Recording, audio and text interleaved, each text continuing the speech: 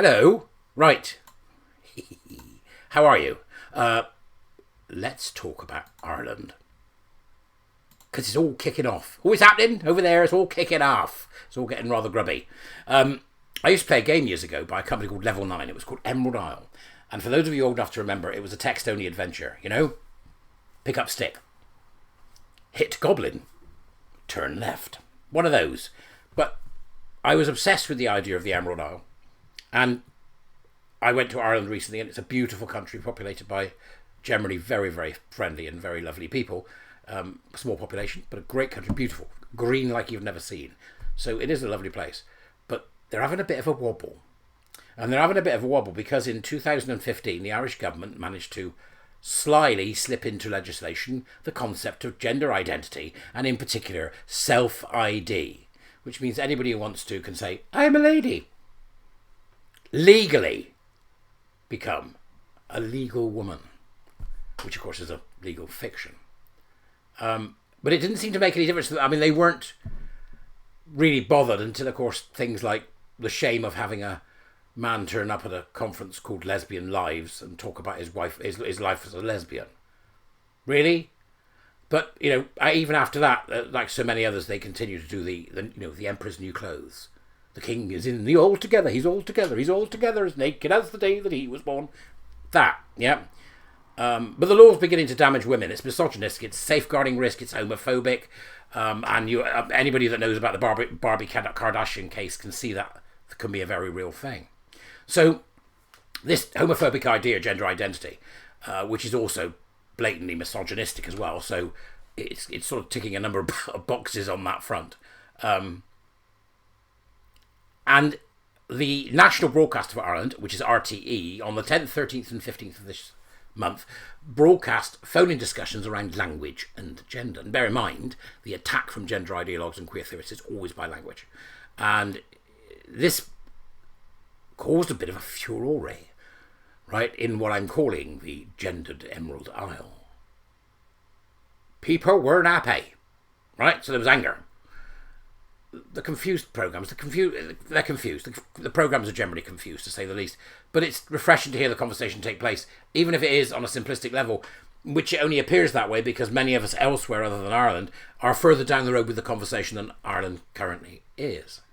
But the second program kicks off with the story of a teenage girl being harassed by a self-proclaimed male lesbian. Yeah, really? Yeah. Teenage male lesbian. What's wrong with these men, right? The second caller that got on was just incoherent, and you really need to understand the language of queer theorists and gender ideologues to make sense of what they were saying. Most of what they were saying was absolute guff. And then they got into the obfuscating language of die, which you'll remember from my last essay, and my warrior teachers will know only too well. But they were absolutely at a loss to understand why women will not accept men who identify as women. Really? Why? Why are you at a loss? You have to ask the question. But, you know, before long, it's the sex is a spectrum argument came up. It's not, by the way, there's only two. And the second caller then rattled on about being assigned female at birth. Nope, it's observed in utero. That's claptrap. You know it. Everybody else knows it. And then finally they jump to, but the intersex people. Why not? Why not use people with DSDs who've repeatedly asked you not to do it to shore up your moribund, wicked ideology? Why do it? They can't help themselves. And then it was closely followed by the we are all vulnerable victims mantra. Trans people are being murdered, apparently. They're not, by the way, just so you know. But I was also, the second caller made a statement that I thought was rather good, which is that presenting as feminine as a man is expanding what it means to be a woman. Shades of the Alex Drummond there. And is the ultimate form of feminism in the world today. The ultimate form of feminism. This person is a femimoron. Haven't we already got one of those? Can't remember his last name. Right, so this is obviously utterly bonkers, right? Everybody knows it. And I imagine Andrea Dworkin, I'm going to call her Spinning Dworkin from this point forward, because she's got to be doing one in her grave, hasn't she? So this was just, you know, insane, and it got worse and worse.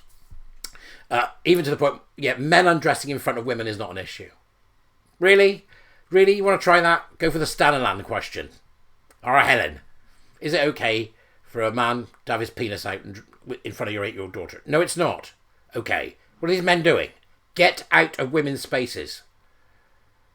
Now, it was obvious once this was broadcast and there'd been a variety of views and it was fairly well done, that the gender ideologues would be frothing at the mouth.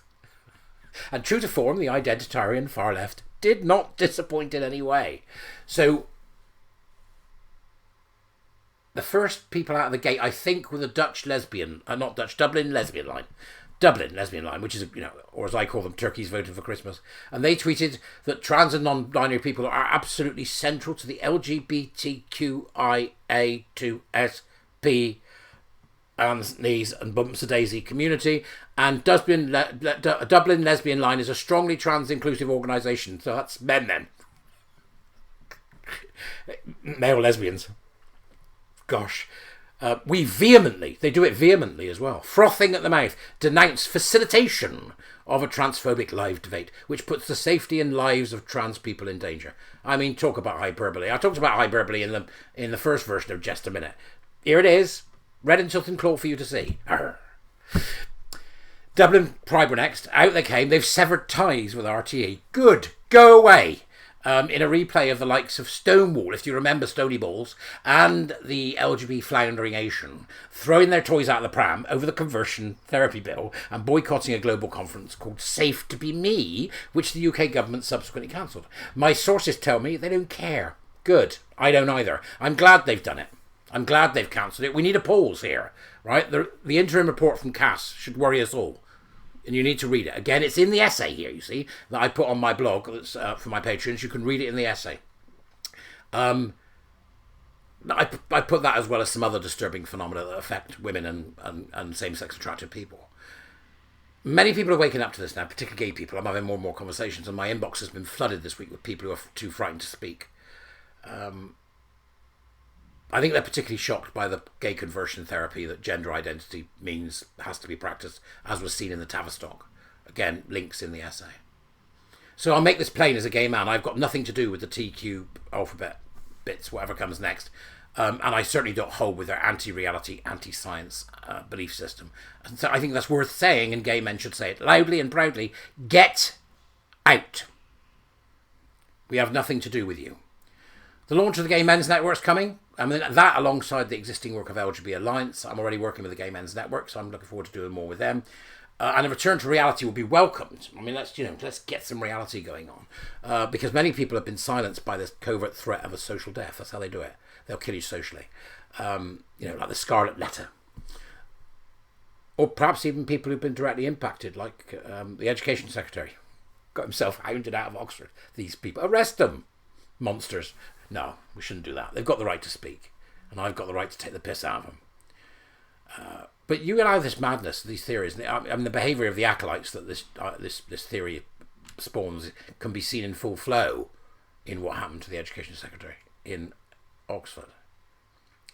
Now here's the real kicker, right? RTE, BBC, but Irish, right? RTE have been called to the Parliamentary Committee to explain themselves. Get your head around that. A conversation on a talk show that was in no way anything but open to any and all opinions has been called to the Irish Parliament to explain themselves. Well, that's an attack on truth, free speech and the foundations of our collective reality. You know, the fact that Ireland is waking up is good news. But the real question is, how did the idea of subjective fantasy, like gender identity, bearing in mind it was made up and collectively popularised by John Munn and Richard Stoller in the 1950s, how did that get in the statutes in the first place? The answer's in the blog. What we're doing, it seems, is creating a new priest class that is beyond touching. They are untouchable. Well, that presages safeguarding nightmares of epic proportions. And you better get ready for it, because that's what's going to happen. That's not to say that all of these people are bad. It's saying that men are responsible for violent and sexual assaults in this country at a far greater rate than women. It means that we have safeguarding. That isn't to accuse all men of being bad. It's to say we have safeguarding for children because we've learnt. We've learnt from the scandals of the past. We've learnt what happens. It's interesting to watch the Emerald Isle grow. That's the best way I can put it. But it's time that a lot more people recognise this is no longer a simple culture war. something that can be dismissed by the fatuous and uninformed as an online phenomenon. It's not. This is an attack upon us all. And we recognise that as quickly as we can, even if we have, like the Irish government, not admitted it yet. Because that's the hardest thing for people to do. They've embedded themselves, so I'm such a good person, I'm so virtuous. Oh my gosh, I wouldn't want to hurt anybody. Nor would I. Right? But you are now. Right? Wake up and smell the coffee. You're the bad guys. It's time we got very real about this and understood exactly what queer theory and gender identity ideology is doing to our society. And will continue to do if it's allowed to enter legislation. I hope Ireland sees its senses and removes gender identity from the Equality Act, and the sooner the better, and get back to the reality of the physicality of being male or female, which influences and has influenced our entire world since time immemorial. That's it. That's enough for a rant for today. More than enough, I think. All the links are in the thing, as usual. Give us a shout if you want to be a warrior teacher. Other than that, comments would be good. Then we can have a bit of a row. If you're going to be nasty, I'll block you. It's that simple. There's just no need for it. And also, you can subscribe to my Patreon if you want to help the work continue. It's only a £5. And that would be really helpful. So, goodbye. I'm going out now. It's a sunny day. Wine is calling. Ta-ta! I think ta-ta. Yeah, goodbye. Keep jesting.